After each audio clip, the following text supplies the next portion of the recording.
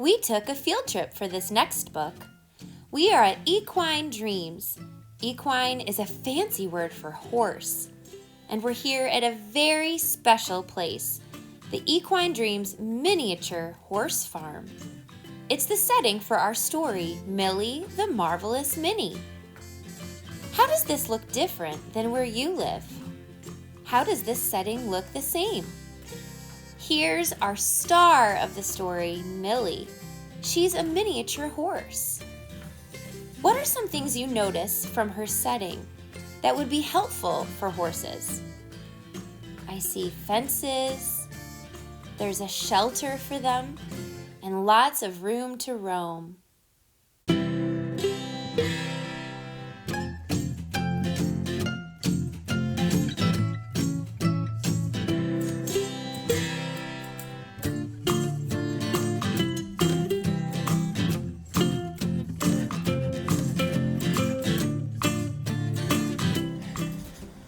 Hi, boys and girls. Today we're going to learn a lot about mini horses. We're going to read this story called Millie, the Marvelous Minnie, and here she is. She wanted to read the book with us. The author, Kathryn Lentz, wrote the story to share information with us. This is a non-fiction story. Now, when we read non-fiction, our brains do some things a little differently. We think about the topic before we even read the story. Do you know anything about mini horses? I didn't know anything about mini horses, but we're going to learn a lot. Listen to your brain. When you're reading a nonfiction story, it might whisper things to you like, stop and ask a question. All right, let's read Millie, the Marvelous Minnie, written by Kathryn Lentz and illustrated by Stephanie Ritchell. The author, Kathryn Lentz, does something really fun in this book. She tells us facts in a rhyming story about a little girl whose family owns a horse farm. See if you can hear the rhyming on the first page. My family trains horses, some tall and some small, but Millie, my horse, is the smallest of all. She's a miniature horse, and they're tiny, you see. In fact, Millie, the Minnie, is smaller than me. And there's our narrator. Every Minnie must be really, really smart, patient and gentle, right from the start. Our Minnies are training to learn all they can to help kids succeed with their therapy plan. Therapy, that's a big word. Therapy. Do you know what therapy means? Therapy is a treatment to help someone get stronger in a certain area. You might go to speech therapy. Someone might help you learn how to articulate your words better. Or maybe you have vision therapy and needed to wear a patch on one eye for a while. Some boys and girls do physical therapy and they work on getting their bodies stronger. My legs don't work well. That's why Millie's here. She whinnies to me, and I let out a cheer. Millie's ready to help if I stumble or falter, but with my Minnie right there, I can hold her halter. And it looks like this little girl, she says her legs don't work well, and looks like these are the braces that she's wearing, and her Minnie looks like her therapy horse. She comes in the room like a dog or a cat. Our regular horses sure can't do that. I have stretches to do that my muscles will master. When Millie joins in, lessons go so much faster.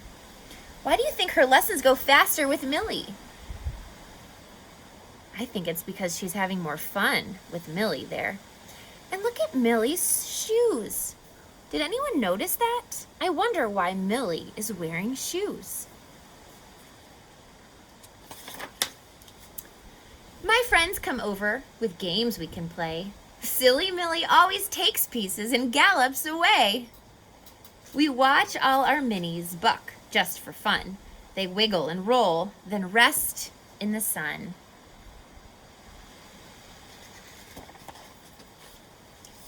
We help with chores as much as we're able, like filling the buckets and sweeping the stable. Millie knows it's special to go for a drive. She nickers and neighs until we arrive. She's in a van that says "Caution, Therapy Horses." Looks like they're leaving their small farm, and where do you think they're going? She can't wait to step out and see friendly faces and knows how to move around tight little places. She's here to visit boys and girls just like me. So happy to see Millie, they'll giggle with glee.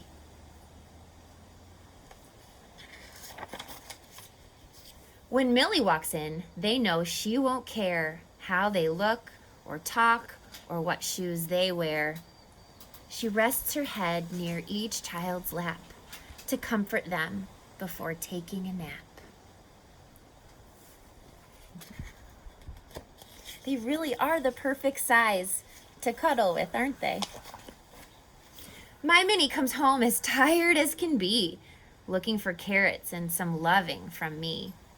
I brush her and comb her and take off her vest.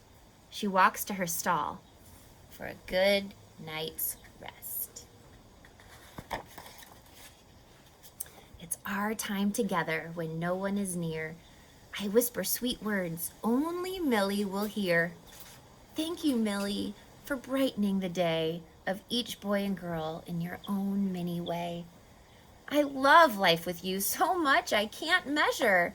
You are marvelous, Minnie, my miniature treasure. I love what the author Kathryn Lentz does after the story is finished and we've learned so much information about Millie and miniature horses from that story. She adds some photographs. And this is Equine Dreams, which is the place that we are right now, where you saw Millie. This is where Millie really lives. And here's some photographs of her vest, and she has a patch that says Therapy Horse. Millie is 25 years old and loves to wear her vest. She can't wait to visit new friends and give her trainer lots of kisses. And then here's one of her friends, Barbie. Aren't these beautiful photographs? There's also information about what sounds horses make. Did you know horses make different sounds to let you know what they are thinking? I did not know that. Can you think of any sounds that horses make? A neigh is loud. That's how horses call each other. They also neigh when they get excited. A whinny is like a neigh but not as loud. Horses whinny to say hello to another horse, or maybe to you. A nicker is a low, soft sound. A mom horse will nicker to her baby. They also nicker to their favorite people. It means come closer. I see you have a treat for me. The next time I visit a farm, I'm going to listen to see if I hear this, a nicker or a whinny. Millie loves to help children. That's why she's marvelous. I think you're marvelous too. And then there's a really great page with lots of facts. And I'm just going to read you my favorite fact. It's number 6. And when I was listening to my brain, asking questions and wondering things while I was reading the story, one of my questions was, why are the horses wearing shoes? Why was Millie wearing shoes? And it answers this question right here. Minis wear really cool boots so they don't slip on smooth floors. They're made just for minis. I hope you loved that story, Millie, the Marvelous Minnie, written by Kathryn Lentz and illustrated by Stephanie Ritchell. You can get this book on Amazon and look through all the pictures and read all the rest of the facts. Let's hear from our author, Kathryn Lentz. Hey boys and girls, this is Kathryn Lentz, the author of our story, and she's petting Millie, the star of our story. Kathryn, I'm wondering, where did you get the idea for Millie, the Marvelous Minnie? Well, my younger daughter is very involved with horses. She has her own horseback riding lesson program. And when she was younger, she volunteered at an equine therapy program. Thinking about miniature horses and about what they now do in this country, there are no books about this. No. And it's a very, very important thing. The work that these ladies, these people do in these organizations, and what these horses do for children, veterans, seniors is remarkable. If it helps one person who knows somebody that has a child, or somebody that would benefit from a visit or benefit from a riding lesson, it's all worth it. They are sight animals for people that can't see. Oh, wow. They go on airplanes. They do all kinds of things. Wow. And they are just, like I said, they are remarkable, and so are the people who train them and take care of them every day. Boys and girls, why do you think a miniature horse would be such a good therapy animal? Can you think of some reasons? Where do you get your inspiration as an author? Well, probably a little differently than other people do. I wake up in the middle of the night with an idea, and I call them my 2 a.m. epiphanies. It happens often, and a lot of it is love of nature, love of animals, and wanting to teach more than just my children and my grandchildren about these things. And the best way to do that is through books with fun stories and interesting facts that go along with it, and to learn about places that they may never go to. The first book is about a sea otter, and they mostly live in Alaska, and if a child sees one in a zoo after they've read the book, they will know about that animal when they see them. So that's a lot of the reason why I do it. And that's why we read nonfiction stories, so that we can learn more about the world we live in.